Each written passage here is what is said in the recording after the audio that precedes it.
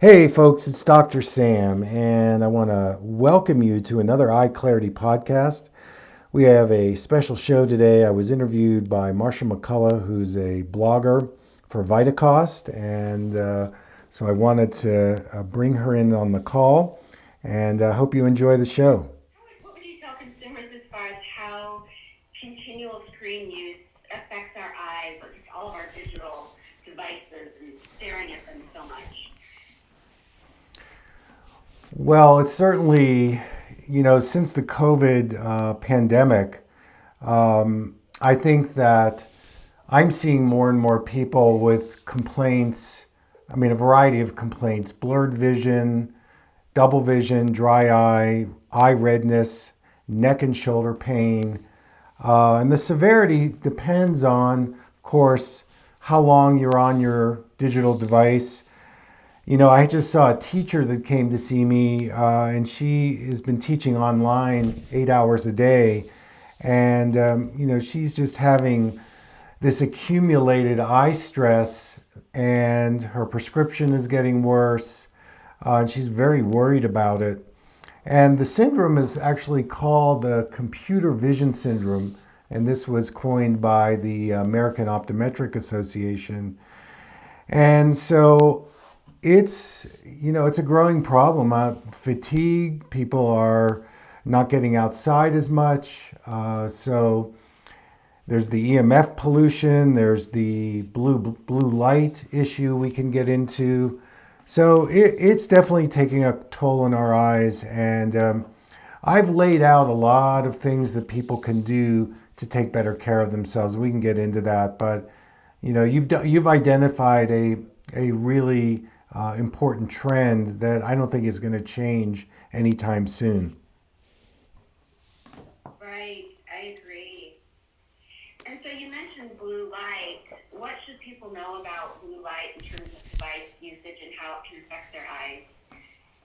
Yeah, so blue light is a very chaotic wave frequency. So it's a very short waveform, and not all blue light is bad for you, but between 400 and 460 nanometers, that segment of blue light is very damaging for the eyes. There was a research study that the French government put out that discovered that they found that excessive blue light exposure affected our eye health, our retinal health.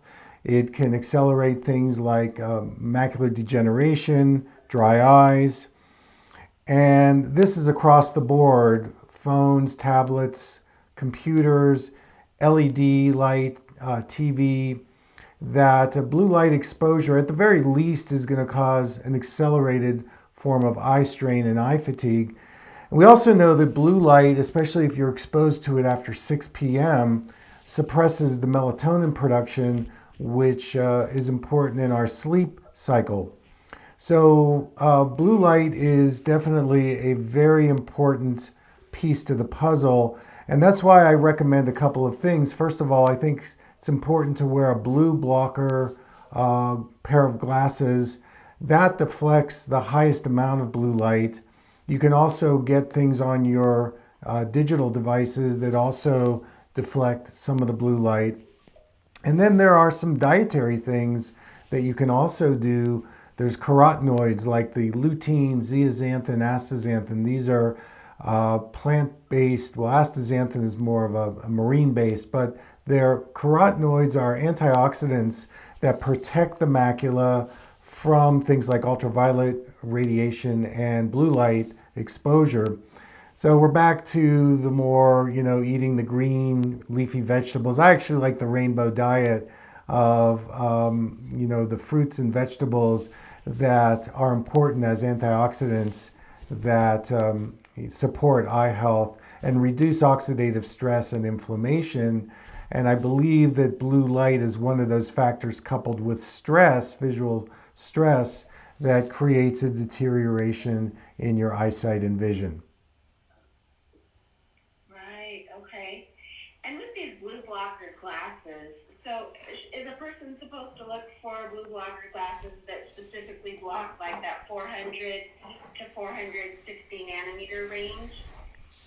Yeah, that's a great question. In the marketplace these days, we've got blue blocking tints, which are yellow and orange, and they're blue blocking filters, which don't create a tint, but they block the blue light. So, first of all, you're looking for a lens that's going to block in that range.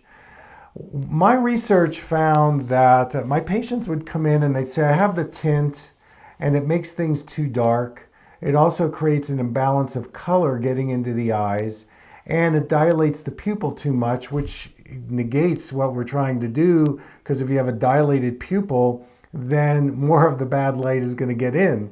So about 5 years ago, I invented something called a blue blocking filter. So it doesn't make the tint, there's no tint in the lens, but what it does is it blocks the damaging blue light, it reduces the glare, it increases the acuity and clarity, but it doesn't create an imbalance of color getting into the eyes, and it also keeps your pupil at a normal state. So what I would recommend for people is they look for a blue blocking filter, and that's going to be healthier for their eyes. I sell one on my website, but they're readily available. So go for the filter over the tint, and that would be the best protection. Okay, wonderful. And then just kind of diving into exercises to help the eye combat all this digital eye strain. Are there a few key exercises that you recommend to people? Yeah, definitely. On my website, I have a whole section. It's free for people, and it's called the EyeClarity program. And I have many exercises on there that actually can help either reverse eye problems, or if you want to be proactive, preventing eye issues. So there are three main ones that I like. One is more of a eye brain body exercise, and that's called the Moro reflex. Most people have never heard of it, but the eyes actually originate from the brain. And so when we work with eye exercises, if we can engage the brain with the eyes, that is the most effective way. So in this Moro reflex, it's actually a movement pattern that you're moving with your body, your eyes, and your head. And what it actually does is it reduces the stress pattern in your brain. And when we're at a digital screen all day, our sympathetic nervous system is overworking, our adrenals are working harder, we're producing cortisol, can affect our thyroid health. And so this Moro reflex exercise is, I call it a stress buster. So if you do it for a minute or so, it rebalances your nervous system so that you're reducing your stress. Now, not just stress in the eyes, but also in the brain and the body. So the first one is the Moro reflex integration. Number two is an exercise that combines palming and humming. So I discovered this many years ago, that when you can put sound into the eye tissue, it actually relaxes all the compressed tissue in and around the eyes. So the way you do this one is you rub your hands together for a few seconds, place the palms over your eyes. Your eyes are closed. You take a normal breath in through your nose. When you exhale, you make a humming sound, and you keep your mouth closed on the exhale. If you do 6 or 8 of those palm hums, you'll notice immediately when you're done, your eyesight is clearer, you're feeling more refreshed, you're getting more moisture into your eyes. So it is a game changer very quickly in getting your eyes to discharge the stress that's been accumulated. And then the third exercise that I have on my website is called the Animal Eye Chart. This is an eye stretching exercise. Like you stretch any muscle, what it does is it brings more blood flow and it relaxes the muscles. So in this particular stretching exercise, you're stretching each eye one at a time. You're looking at a chart while you're stretching it. When you're done with the exercise, you're going to have more visual flexibility, more relaxation, There's going to be a rejuvenation in your eye focusing.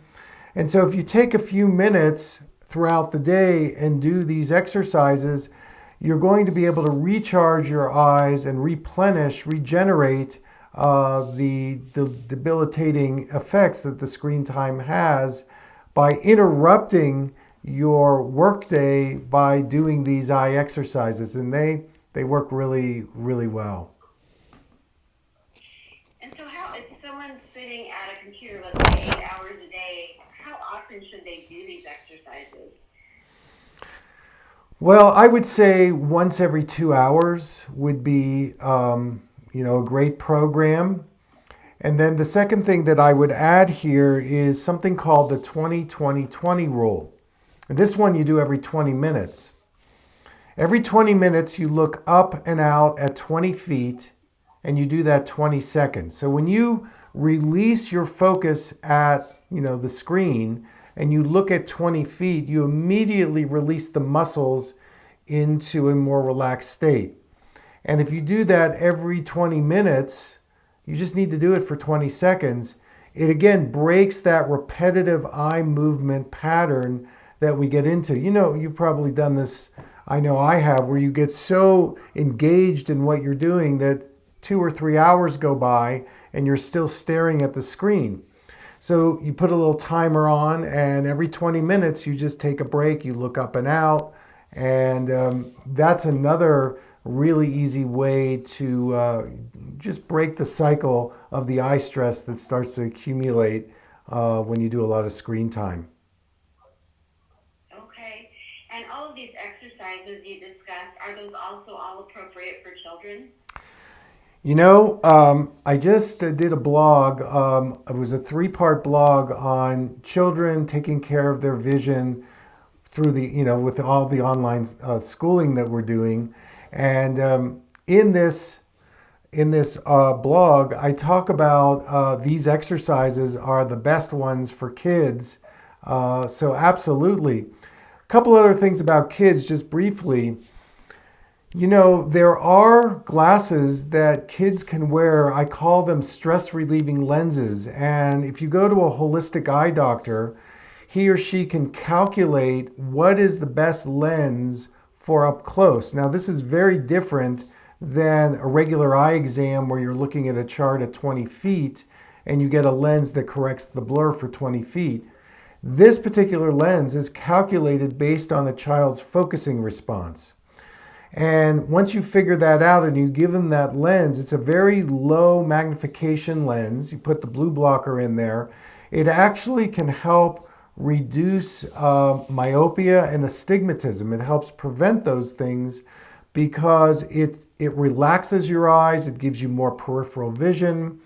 So if you're a parent and you're concerned that your child is starting to lose their distance vision, I would seek out a holistic eye doctor who can do this kind of a test, because this stress relieving lens actually can be proactive at reducing the deterioration that's going to occur if you're in this, near focusing hour after hour, day after day. You go into what we call visual confinement, and this induces myopia or nearsightedness because your muscles get locked in up close.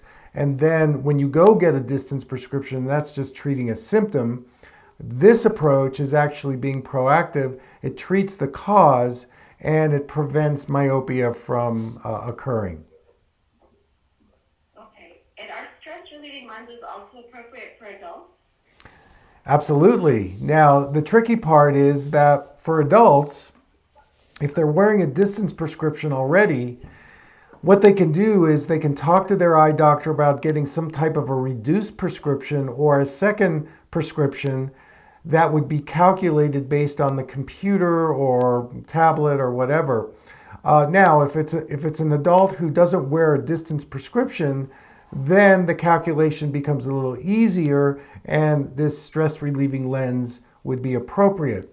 The one thing for adults to stay away from is using bifocals or invisible bifocals for your screen time. And the reason is because progressive lenses, they create 3 different levels of trying to see through one lens. three different layers. And so what's happening is you're reducing your peripheral vision and you're focusing through a hole to have to see the screen. And there's a principle that I teach from, which is the wider the field, the bigger the lens that you look through. In other words, when it's one lens, the more relaxed your eyes are. So the point is that if anybody adult out there is using progressive lenses for their screen time, get a single vision lens for your screen time, and that will completely open up your vision, relax your eyes, and it's a much better optical system than trying to do something with a bifocal or a invisible bifocal. Okay, wonderful point. And then this whole idea of relaxing the eye, I assume that all of the exercises you talked about all help relax the eye, correct? That is correct. Yes, all of these exercises help the muscles relax, and we have to bring in the mind and the brain and the body in this as well. But the whole idea is we want to bring another part of the nervous system in that's about relaxation, because when we're on screens, we're in the doing mode. We are do, and our muscles tighten up, compress, our breathing gets shallow, and then, as I said, our adrenals are overworking, our eyes dry out.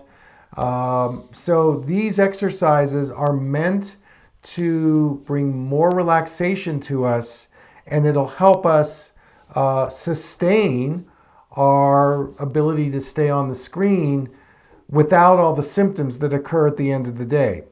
You see, the thing is that when our eyes have oxygenation, hydration, we reduce oxidative stress, inflammation, and we're preventing eye disease. Many eye diseases and eye deterioration occur because there's lower oxygenation in the eye tissue, less blood flow, so free radicals start accumulating, and this leads to inflammation and ultimately eye disease, and then you're in big trouble. Okay. And you mentioned that our breathing gets shallower when we're so focused. Is there special breathing techniques that we should be doing while doing the eye exercises? Well, it's interesting. When you do the palm and the hum, and you hum on the exhale, automatically your breathing is going to get longer, slower, and deeper. So it's a very cool way indirectly to improve your breathing pattern by making this humming sound on the exhale. I mean, there are more, there are other breathing practices that you can do. I mean, it kind of depends on how much time you have. I mean, there's things like pranayama breathing and different kinds of yoga breathing. It depends on what you're interested in. Qigong exercises also can be beneficial that address the breathing as well. I would say anybody that's, working on screen time, you must pay more attention to your breathing pattern, because what I've noticed is we have a much shallower inhale and exhale the longer we're on the screen. So we need to develop a breathing practice that helps oxygenate our brain, body, bloodstream, eyes. So I would say yes, there's many ways to improve your breathing, and I think it's an important aspect. There's another point here that another way to oxygenate is to use aromatherapy. And you can use diffusers where you're diffusing some essential oils in your workspace.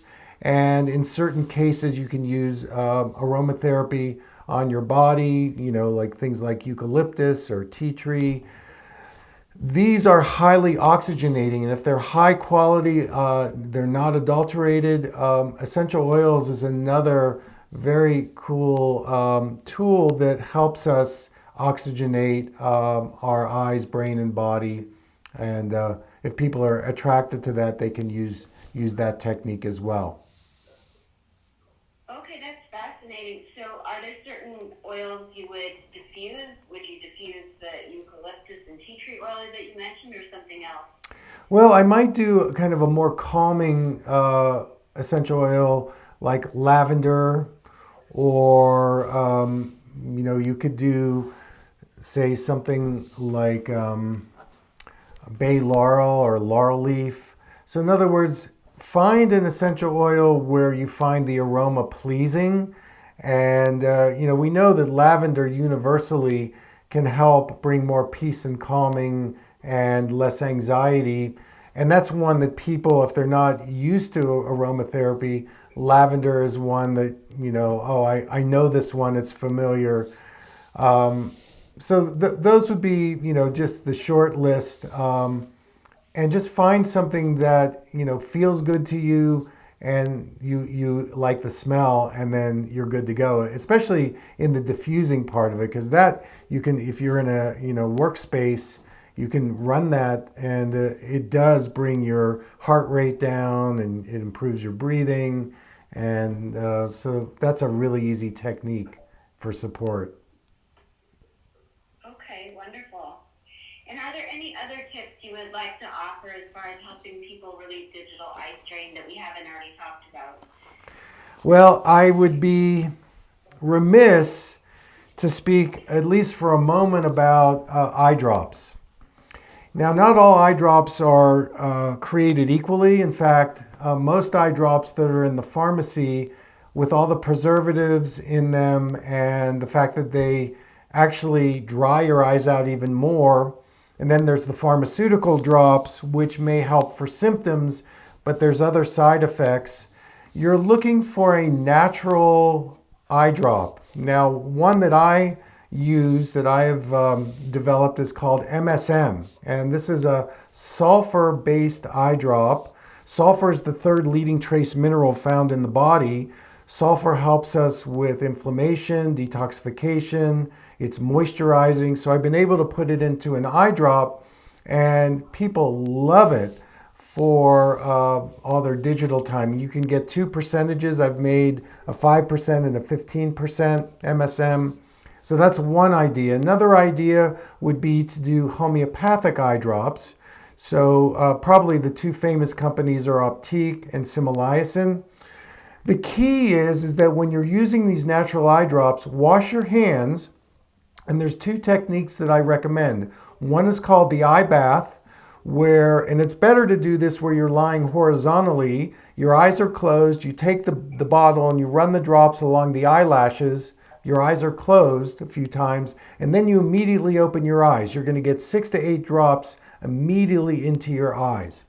The second approach is eye massage, where you put a drop in the corner of each eye with the eyes closed, and then you take your fingers and you lightly massage your eyelids and eyelashes. You see, the eyelids and the eyelashes are a major lymph of the eye, and it's a place where inflammation really is increased, especially from all the screen time, so it affects our ability to produce tears. So these techniques, using the natural eye drops, and you want to use them 4 to 6 to 8 times a day. I mean, you really need to keep them by your screen and put them in every hour or two. These are therapeutic. They'll support, hydrate, and moisturize your eyes. 2 more points. It's important that you get enough healthy fats and oils into your diet. There have been studies that correlate dry eye with low fats and oils, so making sure you're getting those in your diet. And then for some people, this works really well. You can use a castor oil eye drop and massage it on the eyelids before bed. And this particular technique is very hydrating and moisturizing at bedtime, and it can keep your eyes from getting dry because they get mostly the most dry during sleep. So that's another technique as well. There are also herbal compresses you can use, red raspberry leaf tea or eye bright, golden seal. These herbal remedies used as compresses can also be very soothing for the eyes and the eyelids. So think plant-based, think natural, try to do preservative-free, and this will support your eyes to be hydrated and moisturized during the day and the evening. Okay, I have a couple of questions based on that wonderful discussion you just went through. Castor oil eye drops. Now, do they make those that you can buy, or do you just buy castor oil? There is a company in Boulder, Colorado. It's an Ayurvedic company. If you Google it, it's a hexane-free organic castor oil eye drop. So there's no chemicals in it. It's organic. That would be the best one to get. Certainly you could use an organic castor oil. And the key is you don't need to put it in your eye. You just take a drop on your finger and you're massaging it lightly on the eyelids. So either one of those sources would work well for people. Okay. And you also mentioned healthy fats. Now, I believe I've read that GLA, the fatty acid, helps with dry eyes. I don't know if that's something that you've found in your experience. Yeah, so definitely, the omega-3, you've got the DHA and the EPA part of it. I recommend people take anywhere between, maybe 1,000 to 2,000 milligrams a day of the omega-3. Our body doesn't produce that. And it's tricky because we've got vegans out there and the vegetarians. So where are they going to get their omega-3? There's algae-based fats and oils. There's, of course, the flax, avocado oil. There's different sources, but getting that balance of omega-3, omega-6, and omega-9, people tend to load up on the omega-6, which can create more inflammation. But other sources of omega-3 would be things like chia seeds or walnuts. So using organic, sprouted nuts and seeds work really well. Like a chia pudding in the morning is a very high omega-3 source, as an example. It kind of depends on where you are on the scale of whether you're vegan, vegetarian, or you eat animal products, and then looking for the best source omega-3 with the lowest or the least amount of heavy metal toxicity, because that's another issue that we have to deal with the fats and oils. But that's kind of a broad brush of what people can look for around. Avocados are a fantastic fat, and also it has lutein in it, which is an important carotenoid for the macula. So looking for those kinds of things is the way to go. I wrote a book a few years ago called Taking It In. You can get it on my website. And I talk about what are the best foods for the eyes. There's foods, and then there's also herbs, things like cilantro and basil and cinnamon. And so I go into all of those things as well. Asparagus has a high amount of glutathione, and glutathione is a very important master antioxidant in our body. Studies have shown that low levels of glutathione may increase the risk of developing cataracts. As an example, glutathione, a lot of people are deficient in glutathione. So that's another thing that people should take a look at. And many foods contain glutathione, the sulfur-based foods, the cruciferous vegetables, and of course asparagus is one of my favorites. So I think that, again, staying more in the plant-based area, rainbow diet, the berries, fruits, and then the vegetables, adding your fats and oils, this is a great start in terms of cleaning up your digestive system, and that's going to have a big impact on your eye health. Okay, excellent. And anything I quote you on, I will just email to you so you can check it. And then also I wanted to verify, now do you currently see patients in person in New Mexico, or is everything virtual? Yeah, so I'll give you the lowdown. First of all, you can go to drsamburn.com, and I have an incredible amount of free information, video blogs, written blogs, podcasts. We just got done with an eye summit where I invited 7 other speakers, and I did a weekend on Chinese medicine and vision and herbal medicine and vision, and it was really, really good. And we're going to do another one the May 9th weekend, so watch for that. I'm doing a class February 20th that people can take. It's a Saturday. And then I'm doing a 4-week advanced workshop in March. All of this is on my website. I've got a web store also, if people are interested in that. And I do a limited amount of telemedicine appointments. Of course, with COVID, we're really careful about our patient care. We do a small patient care, but most everything is done through telemedicine. And if people want to contact me, do it through hello@drsamberne.com, and my team will respond. And we're here to help. We're here to serve. And so those are some of the offerings that I have. Okay, perfect. Well, thank you so very much for your time. It's just been wonderful talk. I could talk with you honestly for hours, I think. So thank you so very much. You're welcome. Best of luck to you. Take care. You too. Bye-bye. Bye.